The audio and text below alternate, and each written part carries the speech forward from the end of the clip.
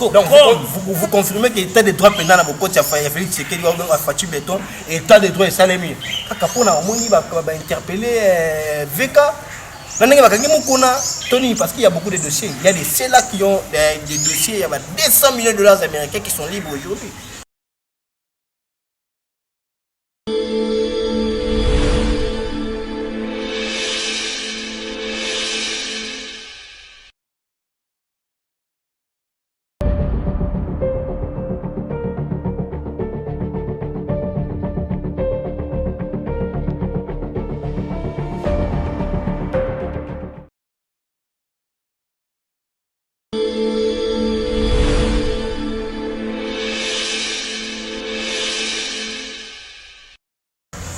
Vous informer reste notre devoir quotidien. Mes chers internautes, merci de nous avoir suivis de partout. Moi, je suis aux États-Unis d'Amérique, moi, je suis en Espagne, moi, je suis en France, vous allez vraiment connecté. Depuis que vous avez tout le coup pour la Rolanda. Car comme télévision, émission, la chaîne, la vidéo, le réveil, comme vous m'avez dit, il y a une actualité, il y a un bon cannabis, il y a un coin, facteur, merci et puis il y a beaucoup de sur le combat des autres ça maintenant on est là pour vous servir. Aujourd'hui on va parler de l'actualité ensemble avec maître Melingo et François. Vous allez maître avocat à la barreau à Kinshasa et puis coordonnateur, il y a une nouvelle génération pour l'éveil de la conscience patriotique. À qui je dis déjà bonjour maître. Bonjour, c'est maître, bonne santé. Et ça va, déjà bien, on est là, on est bien content. Pesio d'ailleurs Boutoni, Nenge au Bengi Bisotoya, deux occasions à vos Bana Mboka pour la structure na biso, et pour la Mboka, tout ce que les merci beaucoup, maître Tokoti Malamoko na Kati Michel Abisso. Pourquoi Nogeko, c'est ça non? Nogeko. Pourquoi cette nom éveil patriotique yango avec Pascal Mokunato où il y a une nouvelle génération pour l'éveil la conscience patriotique mais la vision moussous. Quelle est la mission principale de votre structure? Bon, d'abord Nengo Tuninga Motuna, Tina Bisso ezali nouvelle génération pour l'éveil de la conscience patriotique.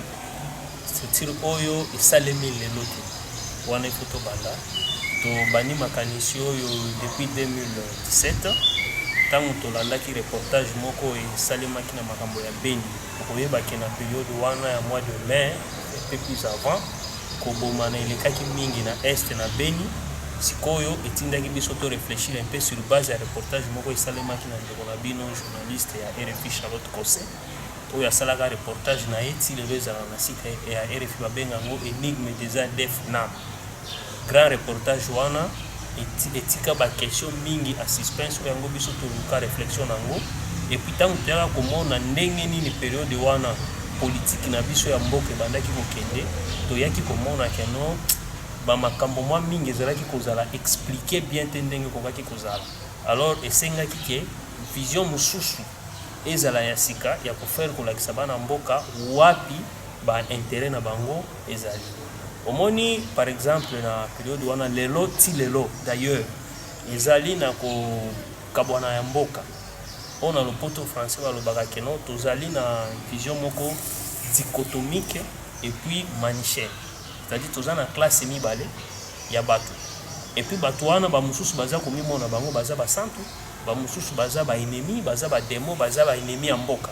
Vous comprenez? Alors biso totala ki tolobite makambo ya mboka vision ezalaka boyete ezali ndeke ba différence ya makanisi nde ezali eloko mususu pe yaki ya misato yaki kotinda biso to kanisa makanisi ezalaki nini na période wana et puis ti lelo eza ko continuer toza na démocratie mais toza ko sentir débat ya ba valeur na ba idée tozalaki komona mingi ba débat eza ko tourner autour ya bato ba kombo ya bato.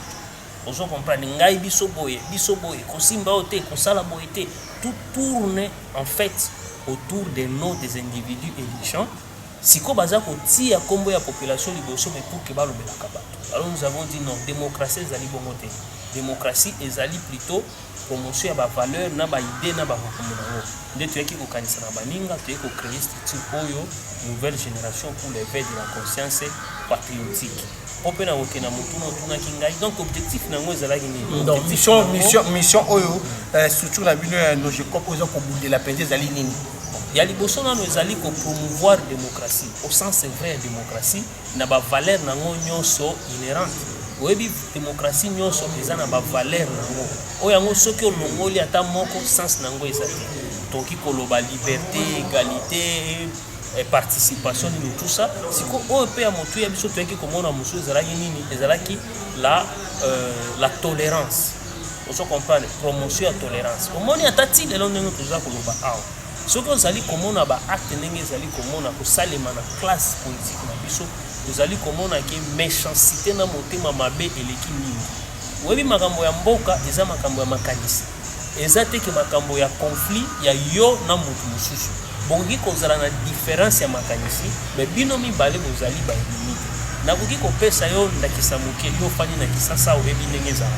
okomona ata ntango mosusu moto akufi motu monene babandi deja kobimisa kombo motu tela koya matanga te eske mpona nini mpo tobandaka kosala différence ya baopinion nde ekomi oyo azwi likama nga nakoki kokóma te oza komona ki deja na niveau wana ekomaki mpe ntina monde ya politike biso tomonaka yango ezali mabe ata ti lelo ozali komona bamakambo baskandale eza kobima bato baskandale eza kobima na nkombo na bango baza koloba te ezali ngai te nayebi nasalaki te soki eza yo te sikoyo bato basali makambo wana oza komona méchanceté bazali nango mpona nini kaka mpo moto akanisaki lolenge ye aza kokanisa te batraité ennemi numéro 1 wana ezali yango te nde totiaki ba promotion wana ya ba valeur démocratique wana notamment la tolérance il faut qu'on inculque esprit ya tolérance na classe politique na biso et puis na ba peuple congolais pour omoni soki mutu tolérance ezate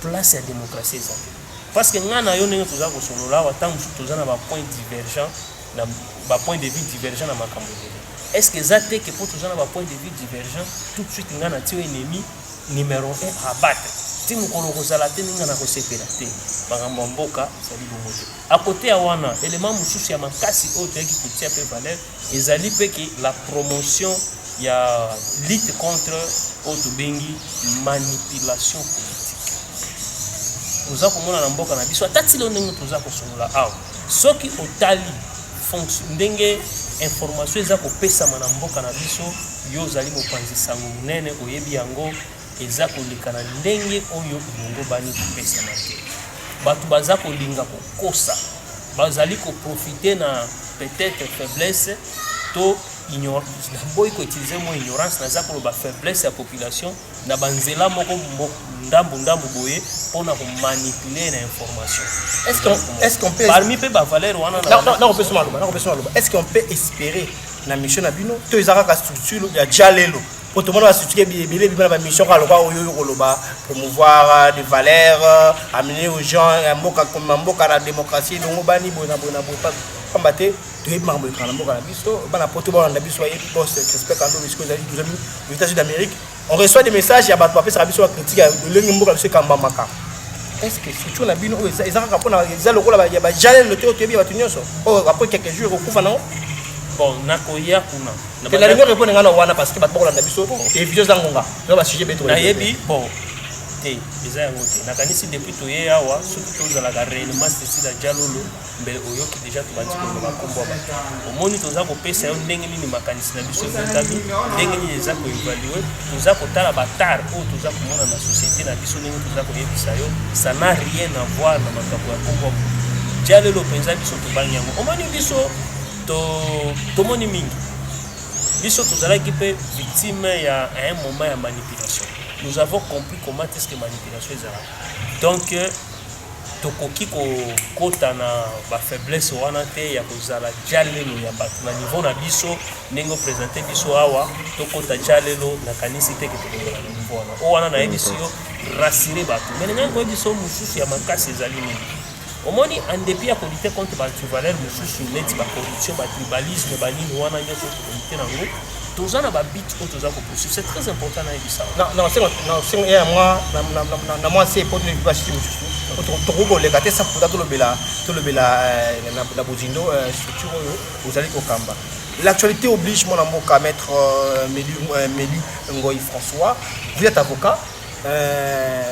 Comment jugez-vous la procédure, la évolution? Il y a dossier à mon avocat Vital Cameroun, il y a cabinet, un chef de l'État, malgré tout, il y a un peu à l'écart parce qu'il y a quelqu'un qui fait déjà son intérim. Aujourd'hui, comme on a procédure où il y a des camonaïers, parce que vous avez l'œil juridique. Bon, nazali koyebisayo awa que tozali lutter contre l'antivaleur, notamment la corruption, la corruption, le clientélisme, le tribalisme et comme ça. Dossier OESA, dossier OESA qui a accusé dans l'OESA,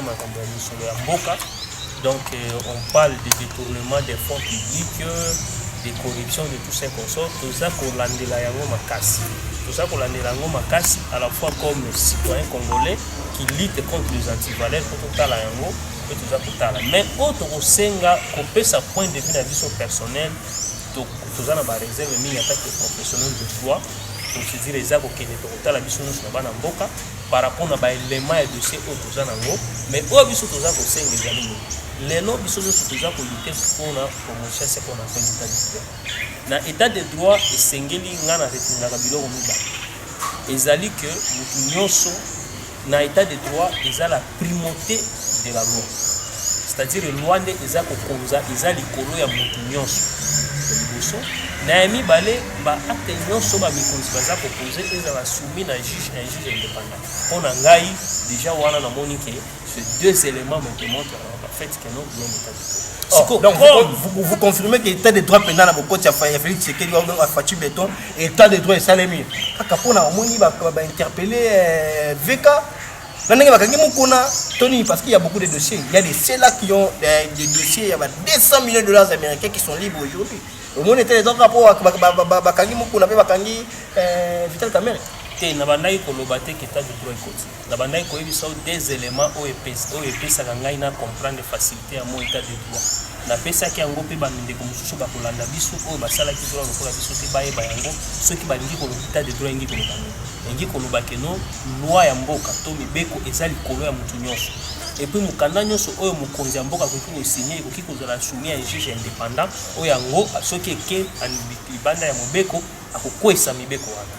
Sikoyo ka oya dossier oyo eza dossier moko obiso tozalo kolanda ngo na intérêt yango nde ko permettre biso to yeba soki réellement eza état de droit soki réellement ezali ba règlement de compte ou les intérêts politiques entrent dedans comme bango bango ba policier ba lobaka procès politique oza komona ndi yango biso tozalo kotalela yango ko to yeba c'est-à-dire to ko yeba soki réellement eza état de droit soki ba fait oyo eza kozala reprocher la mon amboka Vital Cameroun eza sanctionné conformément ya mibeko ya mboka.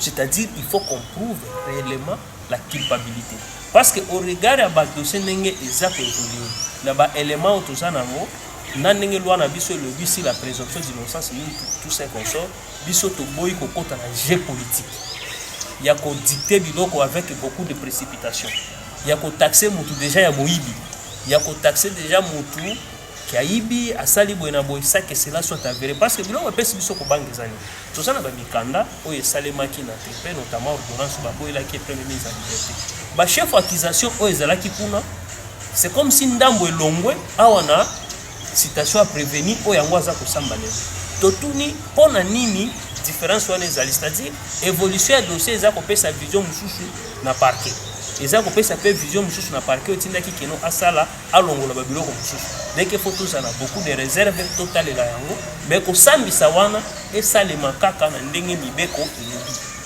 ozo comprendre ba longola na kati ba considération politique mais mon sambi tozala réellement fixé que non makambo wana mutu oyo ba condamné asala ki yango mais mon sambi père moko apesi azo ko pesa moi flou na kati komona ya wangani Jamal pas wangani alors que Batou, tout le monde va ressortir tambola qui ba photo ya Vital Cameroun na Jamal mais aujourd'hui on a yemo comme Sambi pe azo ko sama flou na dossier ngo comment est-ce que vous analysez tout ça bon yango ne na banda ko yebisa yo que il faut qu'on lutter pour la promotion ya tolérance na classe politique comme ça ce qui est à lobby ayebi eto nani akoloba le il faut qu'on prouve le contraire.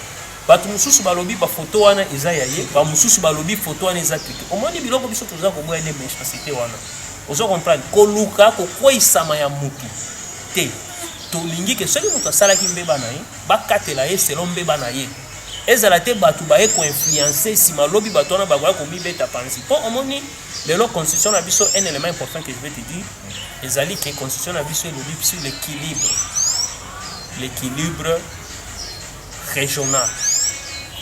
C'est-à-dire que nous avons Kabamboka, il faut ba tendance nyonso et kotakati. Mais à la lire où vont les choses.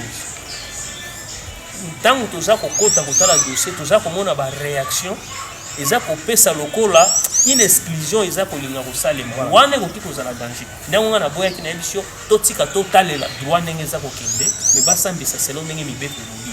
Batika kokota na ba considération tribale et ethnique ni tout ça oyango est risqué kombimisa sens réel ya dossier. Au moins biso tuza ko lutter contre la corruption contre l'antival. Na oki ko biso loko moko batu balobaka tant mususu batu baza ko lobango na esengo 1 million 2 millions ba éviter. Oyebi que soki oza na 1 million de dollars ko liango 54 on liaka 52 par jour ici là. Mais le sala gâté. Mais le lamboka la biso depuis na gouvernement ya ndeko Kabila ucho kende. Na oyo baucho kota ya président de la République Félix Antoine Tshisekedi, c'est grave. Nous vivons en des scènes de théâtre qui n'est pas beau à voir. Bah sommes ça tout passi. Bah 2 millions, bah 200 millions, bah 300 millions. Yo donc on dit que la guerre ba chiffre vraiment gros ça congolais bah panier ménagère il y a moi aussi il y a Congo ça toujours élevé bon maintenant ma beaucoup. Bon na tanga ki mo livre moko ya professeur Stevenson azalaki professeur recteur de l'université de Buffalo aux États-Unis. Na livre ne apesaki lisese moko ya ouvrage mususu alobi omoni na livre wana auteur wana komaki nini alobi na place moko cour royal esale makambo eza lokola na bambwa bafandi bango nyonso pembeni bambwa na basa mbwa mikonzi soki bambwa mibale babundi bango balte bango na katikati bambwa na babunda bango bafandi na bakaje na bango baza kotala tango bambwa na bakobunda oyo mbwa oyo bakobeta ye akwei na se akokisi kolamuka te bambwa mosusu nyonso babimi baye kobanda kododa ye baleye bapanzi ye esili omoi na cour royal ezalaka boye soki mutu moko akwei en disgrâce bato mosusu nyonso bakowanga na yo bakoyela yo accusation oyo ere moko yo moko kofanda olobi oyo ezangai te siko comme biso toza une structure pour l'éveil de la conscience patriotique tokoki kozala na sentiment te nous sommes sans état d'âme. Lorsqu'il s'agit de traiter l'information ya mboka, nous voulons avoir réellement l'éclaircissement que eloko oyo mutu oyo basalaki. On se comprend. C'est pourquoi tu dis au koyate na ba déclaration moko boye x y oyo ngo eza kotia biso na ba confusion. Ozomona parce que tant que banda ko pesa nga question ya tellement na mboka peut-être. On parle déjà de 370 millions. On arrive on parle de 10 millions. On parle de quand on dit ministère public à lobby 10 millions, c'est-à-dire ça qui n'a contrat. Il y a pharmacie. Mais tant qu'on te kotala, babimisi mukanda 5 millions et quelques. Il y a une dichotomie au sein des problème déjà il s'est posé. Totiki wana. On dit que nos sociétés à 50. Babimisi mukanda sociétés à enregistré na SFB. Il faut avoir beaucoup de réserves. Nungu pour participer na ba dossier à boy. Il faut qu'on zala na ba réserve makasi mais il faut qu'on nous prouve réellement voilà ce qui a ngweza on est dans le dossier le grand temps balobi que non surfacturation to yebi que on surfacture ce qui muta sala que c'est surfacturation il faut pas reprocher mon mukolo facture on ne peut pas reprocher une tierce personne oyo ayebi aza mukolo facture ozomona que tant babilo on est au kota on s'est dit pourtant on peut te au kota sikoyo premier jour nous avons nous tous suivi à la télé dossier comité to lokasu 47 millions te balobaki bimaki cash on se montre to komi koyoka te eza 1 million 500 000 ekenda ki soki pas mutu nini bon ça nous reste un peu perplexe nous pouvons voir non il y a pas de ce n'est pas aussi ça oui ce n'est pas aussi ça la fin mais tout le monde qui peut côté mutu mususu abimi tale bela ba dollar et bela ba dollar azui azo mexango na mwana il peut azui la Daniel Massaro il est déjà arrêté on signale que lui que là on va boka Massaro ba karaki na soi-disant quoi faire il y a président de la République Félix Tshisekedi qui bitu akoma ki longo ndenge nini ezaki ni ba kani Massaro ozo comprendre c'est-à-dire problème wana il faut qu'on y ait bon. Je vais à part ça vous dire une chose. Vous avez dit na ebiso ke biloko biso toboza manipulation politique ngana za mona sangani c'est-à-dire na botami na sangani à cet instant je vous dis garçon na kata présence sur le atika ko yake chose so oyo ya musu po ba image na yeba na to ba ko la je m'appelle ba débélé boss respect quand aux États-Unis ba ko benga ba no de Saint Tunu aux États-Unis ba ko benga mais ils appellent nini ko to ba moni ko faire en tout cas on te dit que tu es très bon il y a peine à mon amboka avec son étiquette pour à livrer c'est des établis dans ici pour la nous partout c'est-à-dire on a émission on a émission en pleine émission non les gens les connaissent déjà déjà parce que biso tozali bato toza pour lutter contre la manipulation politique on est obligé de donner la vraie information l'information que nous avons le monsieur serait encore à Kisangani aujourd'hui. Donc, Ayaka Kinshasa, votre présence, j'ai vu même la lettre, il y a service à communication, président de la République, Babilo, tweet, tout ça, Wangani information. Donc, on donne aux gens la vraie information. Dès qu'on donne aux gens la vraie information, qu'on ne manipule pas l'opinion sur un procès. Mais nous voulons aussi voir clair. Pour voir un monsieur comme ça, on était avec lui hier, aujourd'hui, avoir des prix de dollars en train de. Il y a un mécanisme qui n'a l'équipe Moulay. Vous voyez que dans Mboka, pendant 7 ans, ceux qui ont des hôpitaux, aucun n'a centre de santé, aucun n'a vous voyez même la précarité de la population congolaise. Vous vous dites que non, on ne peut pas accepter c'est pourquoi nous voulons voir clair dans ce dossier-là. Merci beaucoup, Mme Mboka, tu es allé Ngonga. Tu veux aussi savoir que tu as dossier à Mme Mboka Mukuna, à la prison. Tu as menacé mon lobby. Le lobby quand on mission à y kangiye omoni yango ndenge nini mission ezaki loyable to mission ezaki mabe pour que akoma niveau to comme to vivre peut-être comme tu koleka wana Ibrahim Kabila scène mosu ya théâtre mama kama on nous a koleka analyse de cause ani na mama pousse ba to mama musito ko na masoka bon na oki koloba makambo ya pasteur Mukuna que omoni biloko oyo na biso toza kolanda yango on ne peut pas oui parler de la démocratie sans la tolérance. Parce que vous avez un point de vue dans mon côté, il faut que menacer même dans le niveau de prison. Si c'est vrai, alors, vous voyez que c'est de la méchanceté que nous sommes. Nous ne pouvons pas accepter cela. Nous savons que la démocratie, c'est la contradiction. Qu'on laisse le débat, parce qu'il y a un adage qui dit que non, les chocs d'idées jaillissent la lumière. Vous comprenez? Cette lumière-là qui va illuminer maintenant le Congo, qu'on laisse les gens débattre librement, bâtir la menace sur la vie. Dossier on a ya massa wana utikoloba Ibrahim Kabila omoni biso bato tozo lutter contre la manipulation politique to boyango pona nini eza ba dossier to ngeto loba ngo ate botika to. D'abord je vais vous dire j'ai suivi le monsieur na biso sur la politique et je suis là souvent alobi tango amonaka papa na suka za na 7 ans papa na ye akofi ya za na 13 ans mais awangani mutu oyo Azaï n'a papa n'a pas 29 ans. Est-ce que ça nous intéresse tout ça? Ça c'est familial. Ça c'est un. De deux, je vais vous dire. Qu'il soit alors le fils biologique. Il y a papa, il y a Kabila, le père, lui d'abord. Et son grand frère et ses frères qui le réunissent. Nous, ça nous ajoute. Est-ce que les Congolais ont un héritage? Ils ont qui bien papa n'a bango pour que comme héritage, comme leur frère a été président. Il n'était pas leur frère, donc il y a ce qu'on dit comme président. Aden. Ça, c'est notre distinct. Merci beaucoup, mon Mboka. Bien joué, il va qu'on a vu sur les partout. J'aime mon pays. Pour la vie de mon Mboka François, mon Mboka Méli, François, vous allez mettre avocat là-bas. Il y a ma tété, tu bêtis ma sur l'actualité en détail. Surtout, dans l'Italie, le dossier judiciaire aux Américains. Merci.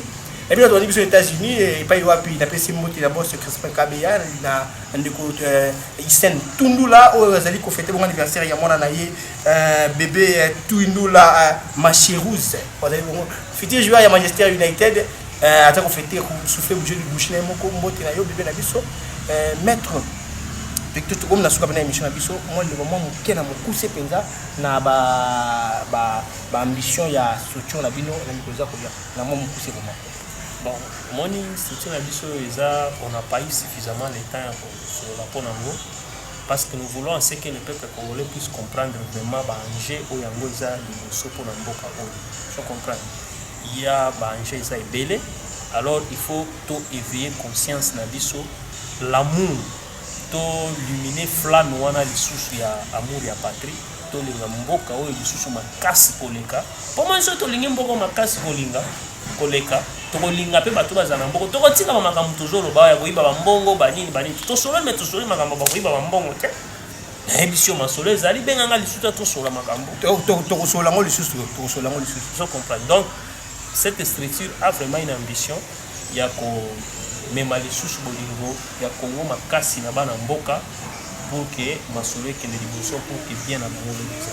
Merci beaucoup maître na rappelé bino bana mboka na biso de partout na Espagne bon biso na Belgique jamais pour na bino maître Meli Ngoyi François pour maître avocat na barreau exactement coordonnateur il y a la nouvelle génération pour l'éveil de la conscience patriotique oyo bazemo côté mais banti valeur na mboka na biso démocratique du Congo na kene sengo contribuer Michel Dion ça mo j'aime mon pays un grand merci na bandeko ya Espagne Deborah na ndeko Dorcas bon pongo na moni bino kuna na Barcelone. Merci Nabino, merci à la Belgique, les David Kachinga, les Tabita Muka, merci Nabino pour la Nabino, vous êtes connecté, hyper connecté. Et puis, vous qui nous suivez, vous n'êtes pas connecté, abonnez-vous à la chaîne Nabino Kakon Télévision. Et pas vous dire qu'on rapport Nabino actualité, na niveau news. Donc, on va Nabino, les sous-soumettre Meli Ngoyi pour développer l'actualité des bémoins et impunité, ça montre dans la Nabino, sur la matière judiciaire, moi nous allons pas flou et ali un grand merci na réalisateur émission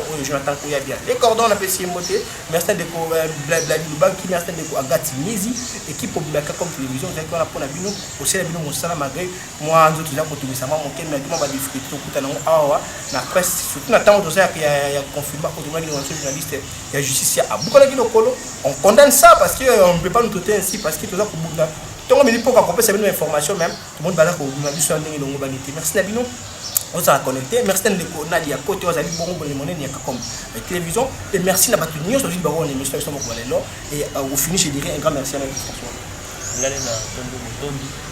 Connectez-vous et restez branchés sur notre chaîne Kakon Télévision et un grand merci à vous et merci encore une fois de plus à boss Crispin Kando depuis les États-Unis d'Amérique.